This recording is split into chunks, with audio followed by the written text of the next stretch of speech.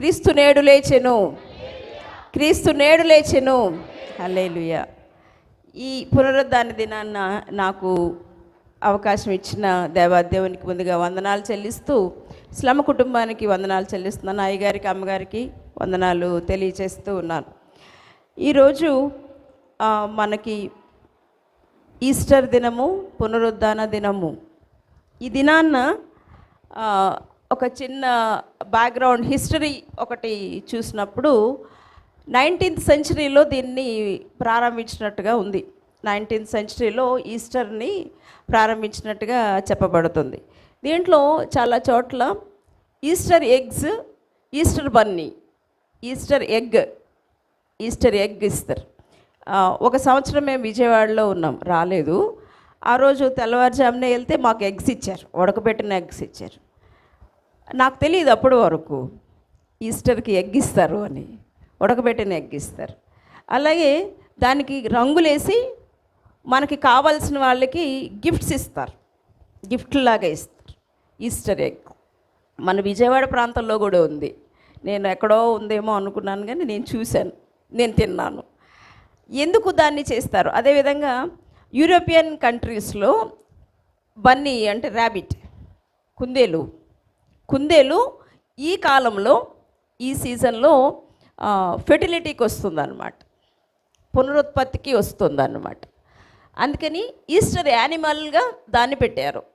Easter animal, Easter egg, Easter animal దేన్ని సూచిస్తున్నాయి ఇవి రెండు అని ఆలోచన చేసినప్పుడు, కొత్త జీవితాన్ని, న్యూ లైఫ్, కొత్త జీవితాన్ని మన ముందుకి ఉంచుతూ దానికి సాదృశ్యంగా ఈ రెండింటిని వారు ఒక ట్రెడిషన్ కావచ్చు, ఒక పద్ధతిగా చేసుకెళ్ళే కార్యక్రమం కావచ్చు, ఒక ఆచారం కావచ్చు, అయినప్పటికీ దాని నుంచి ఏం సందేశం వస్తోంది అంటే కొత్త జీవితం మనలోని పాత పోయి కొత్త జీవితం రావాలి అన్నదానికి అంటే ఈస్టర్ బన్నీ ర్యాబిట్ పిల్లల్ని పెడుతుంది. అంటే కొత్తగా పుడుతుంది, కొత్తది వస్తుంది. అంటే మన జీవితాల్లో వాటి ద్వారా ఏం చెప్పాలి అనుకుంటున్నారు అంటే, మన జీవితంలో కూడా కొత్తగా రావాలి, కొత్తదనం రావాలి, పాత పోయి కొత్తది రావాలి అన్న సందేశాన్ని దాని ద్వారా మనకి ఇస్తూ ఉన్నారు. ఈనాటి మన పాఠ్యాంశాల్లోనికి వచ్చినప్పుడు బిడ్డలు యెషయా గ్రంథంలో చదివారు, 1 పేతురు, మత్తయిలో చదివారు. ఇక్కడ ఈ 3 మాటల్లోనూ కూడా జీవమైన ఒక ఆశ కనిపిస్తూ వస్తోంది. ఈనాటి మన ఈ 3 అంశాల్లోనూ చూసినప్పుడు జీవమైన ఒక ఆశ, జీవితంలో ఒక ఆశ అనేది కనిపిస్తూ వస్తుందన్నమాట. ఇక్కడ ఒక రక్షణ ప్రణాళిక, ఒక ప్లాన్గా, ఒక పద్ధతి ప్రకారంగా ఇష్టం వచ్చినట్టు చేయలేదు, ఒక రక్షణ ప్రణాళిక ఈ 3 పాఠ్యాంశాల్లోనూ కనిపిస్తుంది. ఇది నేనేమి కొత్తగా పెట్టుకున్నది కాదు. రెగ్యులర్గా వర్సెస్లో, లూథరన్ చర్చెస్లో ఇది ఈరోజు పాఠమే. నేనేమి ప్రసంగం గురించి నేను రాసుకున్న 3 పాఠాలు కాదు, ఈ రెగ్యులర్ ఈ రోజుకి ఏర్పాటు చేయబడిన పాఠమే. ఈ పాఠంలో ఏమి చెప్తున్నారంటే, ఈ 3 భాగాల ద్వారా కూడా మనకి ఇదొక చరిత్ర కాదు, ఇదొక చరిత్ర మాత్రమే కాదు, కానీ జీవితాలని మార్చే ఒక సత్యంగా కనిపిస్తూ ఉంది. ఈ 3 పాఠాల్లో కూడా అంటే బాధ నుంచి పునరుద్ధానం, దాని ద్వారా జీవం. బాధ ఉంది, దాని నుండి పునరుద్ధానం నుండి ఒక జీవం మీద ఒక ఆశ, అంటే జీవితం మీద ఒక ఆశ, జీవానికి ఒక ఆశ. ఈ 3 పాఠాల్లోనూ మనం జాగ్రత్తగా పరిశీలిస్తే కనిపిస్తూ ఉంది. అంటే చదివేస్తున్నప్పుడు మనకి బైబిల్ అంత బాగా అర్థం అవ్వట్లేదు. ఒకటికి రెండు సార్లు చదివి, వెనక్కి చదివి, ముందుకు చదివితే ఈ పాఠాల కోసం నేనైతే కష్టపడ్డాను. ఈ పాఠాల కోసం నేనైతే కష్టపడ్డాను. సురేంద్ర గారు ఏమన్నారంటే, నన్ను ఏంటి ఎగ్జామ్కి రాస్తున్నట్టు చదువుతున్నావు ఏంటి అన్నారు, ఎగ్జామ్కి ఏమో ప్రిపేర్ అవుతున్నట్టు చదువుతున్నావు ఏంటి అన్నారు. అంటే అది అర్థం చేసుకోవడానికి, అందులో ఉన్న విషయాల్ని ప్రభు మనకి అర్థం అవ్వడానికి చెప్పడానికి, నాకు అర్థం అవ్వడానికి నాకు టైం పట్టింది. ఇందులో ఏం అర్థమైందంటే బాధ ఉంది, ఒక బాధ అయితే ఉంది, దాని నుంచి పునరుద్ధానం ఉంది, దాని నుండి జీవం ఉంది, జీవము గల ఒక ఆశ ఉంది అనేది ఈ 3 పాఠాల్లో చూస్తాం. యెషయా గ్రంథం 52వ అధ్యాయం 13వ వచనం నుంచి 15వ వచనం వరకు బిడ్డలు మన కోసం చదివి వినిపించారు. ఇందులో యెషయా ప్రవక్త ఎవరి గురించి చెప్తున్నారు ఇక్కడ అంటే 52వ అధ్యాయం 13వ వచనం ఒక్కసారి చూడండి.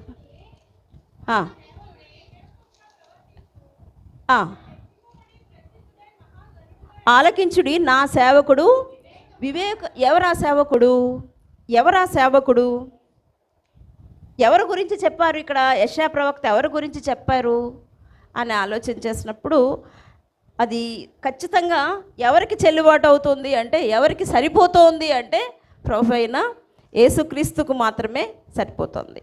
ఆయన ఇక్కడ ఆ సేవకుడు చాలా అవమానాలు పొందాడు, చాలా అవమానాలు పొందాడు. అక్కడ ఆయనకి మనిషి రూపం కంటే అతని ముఖము, నర రూపం కంటే అతని రూపును చాలా వికారంగా తయారైపోయింది. ఎక్కడ తయారైపోయింది ఆ వికారంగా? ఆ రూపము ఎక్కడ వికారంగా తయారైపోయింది? సిలువలో తయారైపోయింది. ఆ వికారమైన రూపం ఎక్కడ తయారయ్యింది అంటే సిలువలో తయారైంది. ఆ సిలువలో తయారైన రూపం 14వ వచనం చూసినప్పుడు అతని ముఖమును నరరూపం కంటే అతని రూపమును చాలా వికారంగా, చాలామంది ఎలాగో విస్మయం పొందిరో అలాగే అక్కడ కాపునాన అతని రూపం చాలా వికారంగా తయారైపోయింది. ఎందుకు వికారంగా తయారైపోయింది? ఎలా తయారైపోయింది అంటే సిలువలో ఆయన పొందిన దెబ్బల చేత, అక్కడ పొందిన ఆ గాయాల చేత ఆయన రూపం వికారంగా తయారైపోయిందంట. అలాంటి వికారమైన రూపం కూడా అతడు అనేక జన్మలను చిలకరించును. ఆ వికారమైన రూపం మనం చూడడానికి కూడా ఇష్టం లేని రూపం, ఎవరూ చూడలేనంత అసహ్యంగా ఉన్న రూపం అనేక మందిని చిలకరించును. చిలకరించును అంటే, చిలకరించడం అంటే ఏంటి? అది లూథరన్ బాప్తీసం తీసుకున్న వాళ్ళకి వెంటనే తెలిసిపోతుంది. చిలకరింపు బాప్తీసం అదే ఉంటుంది అని అనుకున్నాను అనమాట. నేను అనుకున్నది అదే, మాకు బాగా తెలిసిన విషయమే కదా అనుకున్నాను. దీన్ని లోతుగా ఒకసారి అధ్యయనం చేసినప్పుడు లేవికాండం 4వ అధ్యాయం, లేవికాండం 4వ అధ్యాయం 6వ వచనం, ఆ యాజకుడు ఆ రక్తమును తన వ్రేలు ఉంచి పరిశుద్ధ మందిరం యొక్క అడ్డతల ఎదుట ఆ రక్తములో కొంచెము 7 మారులు యెహోవా సన్నిధిని ప్రోక్షింపవలెను. ఏ రక్తం? పాపాల కోసం, పాప పరిహారార్థం చిందించిన ఆ ఎడ్డల రక్తం, కోడెల రక్తం యాజకుడు ముంచి గుమ్మాల మీద చిలకరించాలి, ప్రోక్షించాలి. అది అక్కడ చెప్పబడిన సాదృశ్యం. ఇక్కడ ఈయన స్వరూపం లేని ఈ మనిషి చిలకరిస్తాడంట. ఇక్కడ చిలకరించడం, ఈయన చిలకరిస్తాడంట. ఇక్కడ ఎవరైతే యాజకులు పాత నిబంధనలో, ప్రవక్తలు పాత నిబంధనలో ఎడ్ల యొక్క గొర్రెల యొక్క రక్తాన్ని ఎక్కడ చిలకరించారో అక్కడ ఈయన ఈ ప్రభువు ఈ స్వరూపము లేని మనిషి చిలకరిస్తాడు అని చెప్తున్నాడు. అదేవిధంగా యెహెజ్కేలు గ్రంథం 36వ అధ్యాయం 25వ వచనం, యెహెజ్కేలు 36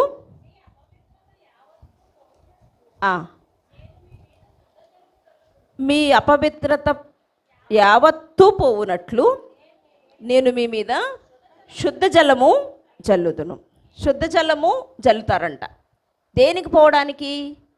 అపవిత్రత పోవటానికి శుద్ధ జలాన్ని చల్లుతారు అని యెహెజ్కేలు గారు చెప్తున్నాడు. అక్కడ యెహెజ్కేలు చెప్తా ఉన్నాడు. దేనికి పోవడానికి అంటే మనలో ఉన్న అపవిత్రత పోవడానికి ఆ శుద్ధ జలాన్ని చల్లుతారు. అదేవిధంగా అపోస్తలుడైన పౌలు హెబ్రీలకు రాస్తూ కూడా 9వ అధ్యాయం 13-14.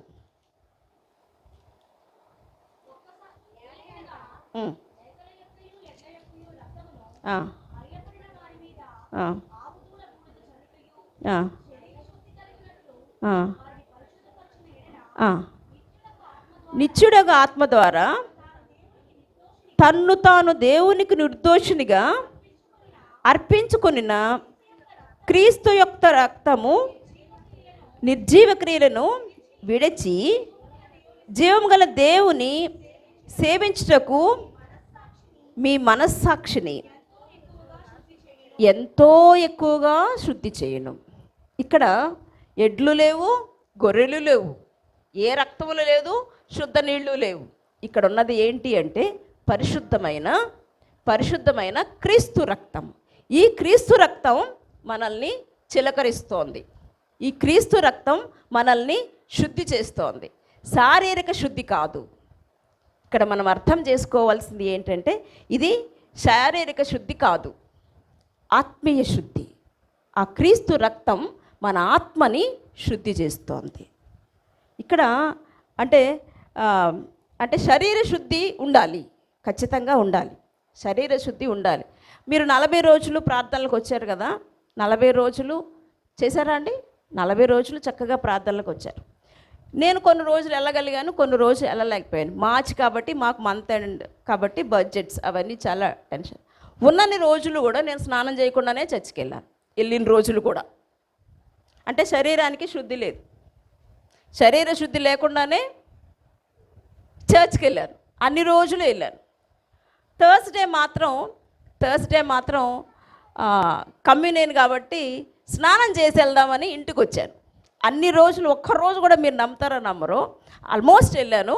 వెళ్ళినన్ని రోజులు అంటే మళ్ళీ ఆఫీస్ ఉంటే మళ్ళీ ప్రేయర్ అయిపోయాక మళ్ళీ ఆఫీస్కి వెళ్ళి 1 గంటకి ఇంటికి వచ్చాను, అది వేరే కథ.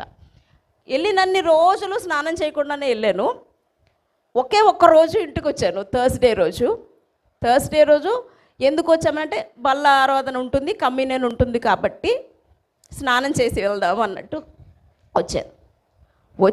జస్ట్ వాష్రూమ్కి వెళ్ళి దబేలు వెనకబడిపోయాను. ఇదంతా తగిలేసింది, ఇంకా పెయిన్ ఉంది, ఇంకా పోలేదు. మొన్న లక్షవారమే అంటే అయిపోయింది. యూరోప్లో ప్రిన్సీ వచ్చింది, జస్ట్ వెళ్ళటాన్ని నేనేమో ఆపలేదు, వెళ్ళాను. మళ్ళీ అనిపించింది నాకు మనసులో, శరీరం శుద్ధిగా ఉండమని ఆయన ఏమన్నా లేకపోతే నీ శరీరం శుద్ధిగా లేవు, నువ్వు అందంగా లేవు కాబట్టి నువ్వు నా దగ్గరికి రావద్దారే అని ఆయన చెప్పాడా? ఎప్పుడు చెప్పలేదు నా ప్రభు. పొరపాటును కూడా అనలేదు కదా ఆయన ఆ మాట. ఆయనకే వికారం అయిపోయింది ఆయన మొహం, ఆయనకే స్వరూపం లేదు, సొగసు లేదు. దేనివల్ల మారాడు అలాగా సొగసు లేకుండా అంటే నా పాపాల వల్ల మాత్రమే అలాగా మారాడు. అలాంటి పరిస్థితిలోని ప్రభు నిన్ను ఏం చూస్తున్నాడు అంటే నీ ఆత్మని శుద్ధిని మాత్రమే ఆయన చూస్తున్నాడు.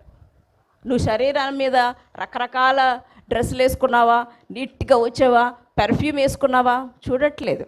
ప్రభు చూస్తుంది నీ ఆత్మశుద్ధిని మాత్రమే చూస్తున్నాడు. అలాగని పిచ్చి పిచ్చగా రమ్మని కాదు, మీరు ఎలా పడితే అలా వచ్చేయండి, ఇది చర్చే కదా అని కాదు. మనము కొంత డిసిప్లిన్ అయితే అవసరమే, ఖచ్చితంగా కొంచెం డిసిప్లిన్ ఉండాల్సిందే. కానీ దానికన్నా ముఖ్యమైనది ఏంటంటే నీ ఆత్మ శుద్ధి అనేది చాలా ఇంపార్టెంట్.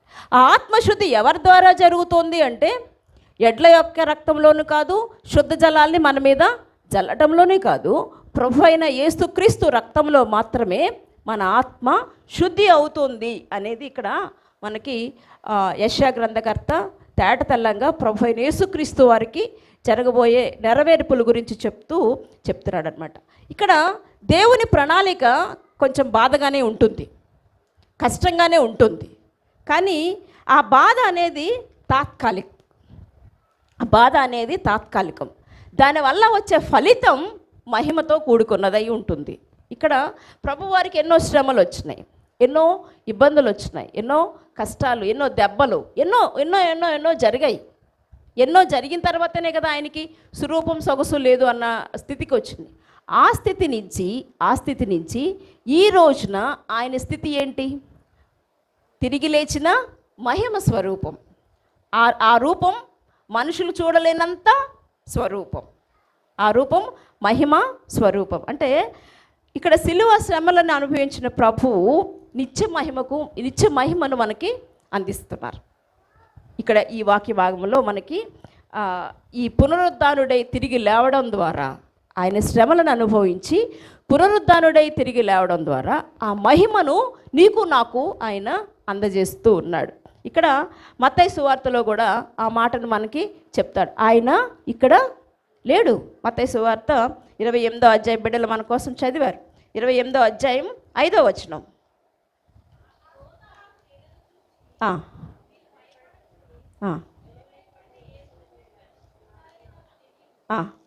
సిలువ వేయబడిన యేసును మీరు వెతుకుచున్నారని నాకు తెలియను. ఆయన ఇక్కడ లేడు. ఎందుకు లేడు? మరణంపై ఆయన విజయం సాధించిన ప్రభు, మరణంపై విజయాన్ని సాధించాడు కాబట్టి అక్కడ ఆయన లేడు. దేవుని శక్తికి ఏది అసాధ్యం కాదు అనడానికి ఇదొక నిదర్శనం. దేవుని శక్తికి ఏది అసాధ్యం కాదు, సమస్తమును సాధ్యమే అనడానికి ఆయన ఇక్కడ లేడు. ఇక్కడ ఆ భయంతో ఉన్న స్త్రీలు ఎలా వెళ్ళారో చూడండి. భయంతో వచ్చిన స్త్రీలు 28:8 చూస్తే మహా ఆనందంతోనూ భయంతోనూ మహా ఆనందంతోనూ. ఆయన ఇక్కడ లేడు, ఆయన లేచాడు అని దూత చెప్పినప్పుడు వాళ్ళు భయంతోనూ మహా ఆనందంతోనూ సమాధి యొద్ద నుండి త్వరగా వెళ్ళి, అక్కడ వారిలో ఒక విశ్వాసాన్ని మనం చూడొచ్చు. వాళ్ళు ఏమైనా అనుమానపడ్డారా అండి? అక్కడ ఏం అనుమానపడలేదు.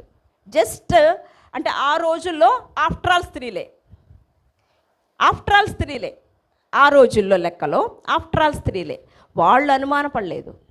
వాళ్ళు భయంతోనే వచ్చారు. వాళ్ళకి స్వతహాగా ఉన్న భయం అయితే ఉంది, భయంతోనే వచ్చారు. ప్రభు ఇక్కడ లేడు, ఆయన లేచి ఉన్నాడు అంటే ఆయన శిష్యులు అనుమానపడ్డారేమో కానీ ఆ స్త్రీలు అనుమానపడలేదు సరికదా. వాళ్ళు విశ్వాసంతో మహా ఆనందం, ప్రభు ఏదైతే చెప్పాడో దాన్ని చేశాడు అన్న ఆనందం, మహా ఆనందంతో విశ్వాసంతో వాళ్ళు వెళ్ళినట్టుగా చూస్తాం. ఇక్కడ మొదటి సువార్తికులు వాళ్ళే. ప్రభు లేచాడు అన్న సువార్తను చెప్పింది ఎవరు అంటే ఈ స్త్రీలే, వీళ్ళే చెప్పారు. మొదటి సువార్తికులు ఈ స్త్రీలుగానే మనము చూస్తామన్నమాట. అంటే స్త్రీలు భయం నుంచి విశ్వాసం, ఆనందం ద్వారా జీవితంపై ఒక ఆశ వారికి కలిగింది. ఇదే దీన్ని నేనేమన్నానంటే జీవమైన ఒక ఆశ. వాళ్ళలో జీవం ఉంది, ప్రభు జీవించున్నాడు కాబట్టి ఆయన నమ్మిన వారు కూడా జీవంతో ఉన్నారు. ఒక జీవమైన ఆశ ఈ పునరుద్ధానం ద్వారా ప్రభువారు నీకు నాకు అందిస్తూ ఉన్నారన్నమాట. ఈ స్త్రీలకు ఏదైతే అందించారో అదే జీవమైన ఆశని మన జీవితంలో మనకు కూడా అందిస్తూ ఉన్నారు.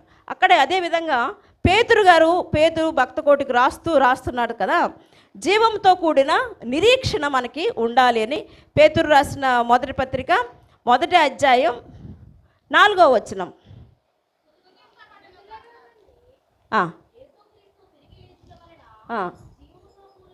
జీవముతో కూడిన ఎలాంటి నిరీక్షణ మనకు ఉండాలి అంటే చచ్చిపోయిన నిరీక్షణ కాదు, జీవముతో కూడిన నిరీక్షణ, లైవ్. అది జీవంతో ఉంది, లైవ్లీ అన్నమాట. జీవంతో కూడిన నిరీక్షణ మనకి ఉండాలి. ఎందుకంటే మృతులలో నుండి యేసుక్రీస్తు మృతుల్లో ఉండిపోలేదు. మనం అందరం పొద్దున్నే సమాధుల దగ్గరికి వెళ్తాం, క్యాండిల్స్ పెడతాం, ఫ్లవర్స్ వేస్తాం, డెకరేట్ చేస్తాం, అన్నీ చేస్తాం. ఆ మృతులు లేచిపోయారా? లేదు, వారి ఆత్మలు వెళ్ళిపోయాయి.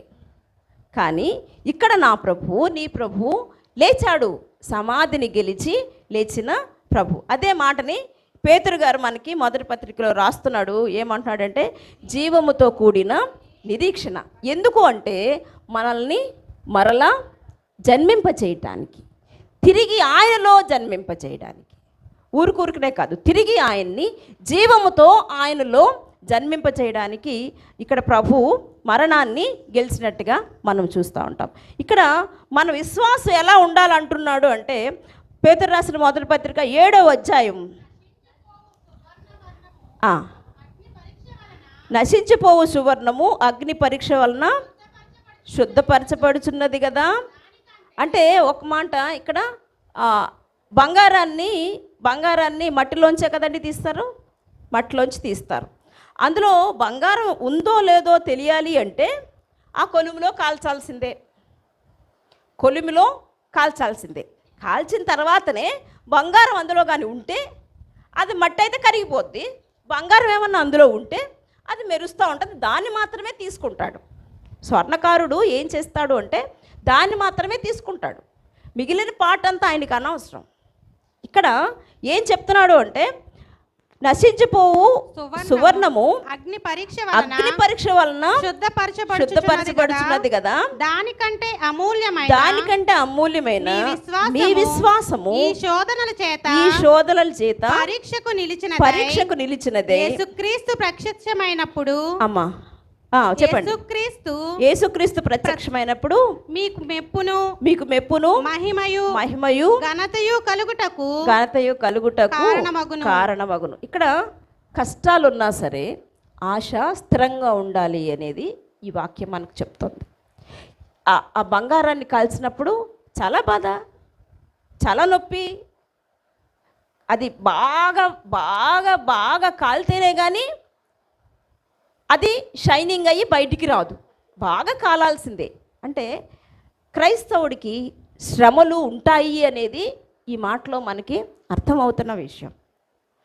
శ్రమలుండవు, అంత సాఫీగా నడిచిపోద్దండి అని చెప్పట్లేదు ప్రభు వారు ఏం చెప్తున్నారంటే, శ్రమలు ఉంటాయి, శ్రమలని సహించి దాని నుంచి బంగారం ఎలా వచ్చిందో, ఆ మట్టిలో నుంచి ఆ బంగారం ఎలా వచ్చిందో అట్లా క్రైస్తవుడు రావాలి అని ప్రభువారు మనకి తేటతెల్లంగా ఈ వాక్యాల్లో చెప్తాను. అంటే మన విశ్వాసం ఎప్పుడు కూడా పరీక్షింపబడతా ఉంటుంది, మన విశ్వాసం పరీక్షింపబడతా ఉంటుంది. కానీ అది మనల్ని బలహీనంగా చేసేయకూడదు.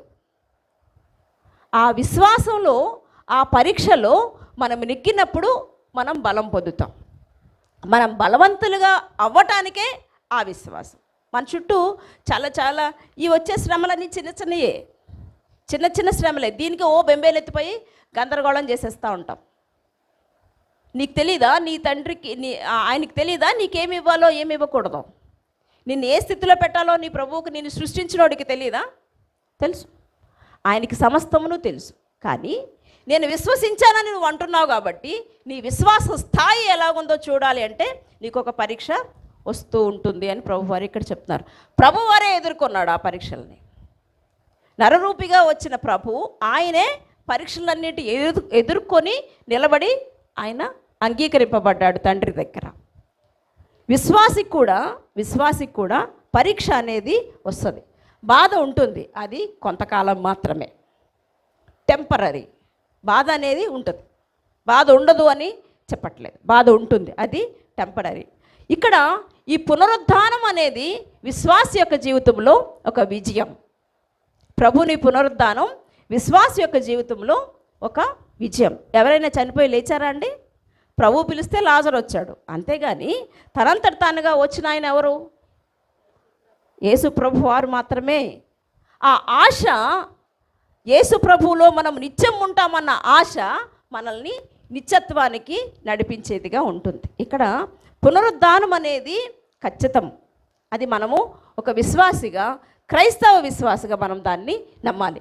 ప్రభువుని పునరుద్ధానాన్ని మనము నమ్మాలి. అంటే కష్టాలు వచ్చినప్పుడు నిస్పృహ చెందకూడదు, అది తాత్కాలికమైన బాధని, ఆ బాధను కూడా ఆయన ఏమంటున్నాడంటే నాకు అప్పచెప్పే అంటున్నాడు. ఆ బాధను కూడా నువ్వు భరించొద్దు, నాకు అప్పచెప్పే.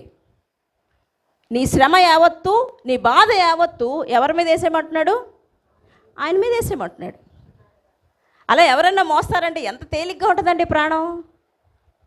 నా బరువు ఎవరైనా ఎప్పుడైనా మోస్తాను అంటున్నారు అనుకోండి, నాకు చాలా లగేజ్ ఉంది, ఆ లగేజ్ ఇటు ఇచ్చేయమ్మా అన్నారు అనుకోండి, ఎంత తేలిగ్గా అనిపిస్తుంది. అమ్మయ్యా అనిపిస్తుంది కదా. నాకు నా సెల్ ఫోన్ ఒకటే పోసుకోగలను, నేను అంతకనే ఏం మోయలేను. నాలాంటి దానికి 4 బ్యాగులు, ఓ 10 క్యారేజీలు ఇచ్చారనుకో, నేనేమనుకుంటాను, ఎవడో ఒకడు వచ్చి మోస్తే ఎంత బాగుండను. ఆ టైంలో ఎవరైనా వచ్చారనుకోండి, అమ్మ ప్రాణం హాయిగా ఉందరా అనిపిస్తుందా, అనిపించదా? అనిపిస్తుంది. ఇక్కడ ప్రభువారు ఏమంటున్నారు అంటే, ప్రభువారు ఏం చెప్తున్నారంటే, నీ భారం ఎలాంటిదైనా సరే, నీ కష్టం ఎలాంటిదైనా సరే, నీ ఇబ్బంది ఎలాంటిదైనా సరే, నాకు వదిలే నానా అంటున్నాడు. నాకు వదిలేయి, నేను చేస్తా కదా, నేను చేస్తాను కదా అంటున్నాడు. మనం ఏమంటున్నాం, సరే యేసయ్య కొంచెం నువ్వు చెయ్యి, ఇంకో కొంచెం నేను చేస్తా. ఎందుకంట మన యాటిట్యూడ్ ఎలాంటిదంటే, సరే నువ్వు కొంచెం చెయ్యి నేను అని ప్రార్థన చేస్తాం. మన ప్రార్థన చేస్తాం కదా, ప్రార్థన చేయకుండా ఏమి ఉండవు, ప్రార్థన చేస్తాం. ప్రార్థన చేసినప్పుడు సరే నువ్వు కొంచెం చెయ్యలే, నేను కూడా కొంచెం ఆ రికమెండేషను ఈ రికమెండేషను ఓ 4 రికమెండేషన్లు తెస్తా, నువ్వు చేస్తా ఉండు ఓ పని. అది మన విశ్వాసం. కానీ ప్రభు అది అడగట్ల, అలాంటి విశ్వాసాన్ని అడగట్ల. ఆయన మీద అచంచలమైన విశ్వాసాన్ని అడుగుతున్నాడు. నీ కష్టాలు నీ ఇబ్బందులు టెంపరీ, అది తాత్కాలికం. ఆ తాత్కాలికమైన ఇబ్బందుల గురించి చూసుకుని, ఆ ఇబ్బందులు చూసుకుని నువ్వు ఇబ్బంది పడకుండా వాటిని నా మీద వదిలేసి నువ్వు నా మీద విశ్వాసంతో కొనసాగురా అని చెప్తున్నాడు ఆయన. అదొక్కటే చేయలేం, మిగిలినన్నీ చేసేస్తాం, అదొక్క పనే చేయలేం. ఇంపార్టెంట్ ఏదో దాన్ని మనం వదిలేస్తూ వస్తున్నాం. ఈ పాఠాల్లో మనకి 3 పాఠాల్లోంచి ఆ పాఠమే ఈరోజు మా ఆయన నేర్పిస్తున్నాడు అనమాట. ఇక్కడ ఒక జీవమైన ఆశ మనలో జీవించాలి అని ప్రభు కోరుకుంటున్నాడు. ఆయన మరణ పునరుద్ధానాల వలన మనలో ఒక జీవమైన ఆశ ఉండాలి అని, నిత్య జీవమైన ఆశ ఉండాలి, ఒక నిత్యత్వానికి నేను చేరిపోతాను అన్న ఆశ ఉండాలి అని. ఎందుకంటే నశించిన దాన్ని వెతక రక్షించడానికి మాత్రమే ప్రభువారు ఈ లోకానికి వచ్చారు. అలాంటి నశించిన జీవితంలో మనం ఉండిపోవడం ఆయనకి ఇష్టం లేదు. నిజ నిరీక్షణలో ఆయనతో పాటు నిత్యం మనం ఉండాలి అని ఆయన కోరిక ఉంది. ఆ కోరిక నెరవేర్చడం కోసమే, ఆ కోరికని ఆయనకున్న కోరిక నెరవేర్చుకోవడం కోసమే ప్రియమైన కుమారుణ్ణి నీకోసం నా కోసం సిలువ మరణం మీదకి అప్పగించడానికి సిద్ధపడ్డాడు. రక్షణ కార్యాన్ని తండ్రి ప్రారంభించాడు, కుమారుడు సిలువలో నెరవేర్చాడు, మరణాన్ని జయించి తిరిగి లేచాడు. పరిశుద్ధాత్మ దేవుడు మనకి ఆ రక్షణ కార్యాన్ని అందిస్తూ ఉన్నాడు. అందుకోవడానికి మనము సిద్ధంగా ఉన్నామా? జీవము గల ఆశ మనలో ఆ ఆత్మని పురుకొల్పించాలి. అట్లాంటి జీవితం, అట్లాంటి ఆ మరణం తర్వాత జీవితం. మనం ఎంతసేపటికి దేని గురించి ఆలోచిస్తున్నామంటే, మరణం వరకు ఉన్న జీవితాన్ని ఆలోచిస్తున్నాం. మనం ఎంతసేపు ఏం ఆలోచిస్తాము అంటే, దీని తర్వాత ఏంటి, దీని తర్వాత ఏంటి, దీని తర్వాత ఏంటి. ఎప్పటి వరకు ఆలోచిస్తావో నీ ఆలోచన మరణం వరకు మాత్రమే. మరణం తర్వాత జీవితం ఆయన ఈరోజు నిన్ను నన్ను ప్రశ్నిస్తూ ఉన్నాడు. మరణం తర్వాత నీ జీవితం ఏంటి? అదే జీవం గల ఆశ. జీవం గల ఆశ ఏంటి అంటే, మరణం తర్వాత ఒక జీవితం ఉంది. అది ప్రభువారు మరణాన్ని గెలిచి నీ కోసం నా కోసం అక్కడ మనం నిత్యం ఆయనతో ఉండడానికి ఒక గృహాల్ని సిద్ధపరచడానికి అక్కడికి వెళ్ళాడు. కాబట్టి ఆ గృహంలో మనం చేరాలి అంటే, ఆ గృహంలో మనం చేరాలి అంటే మనలో ఎలాంటి ఆశ ఉండాలి అంటే, జీవము గల నిత్యమైన ఆశ మనలో ఉండాలి. ప్రభువులో మనము కలుస్తాము అన్న ఆశ, ప్రభువు దగ్గరికి మనము చేరుకోవాలి అన్న ఆశ.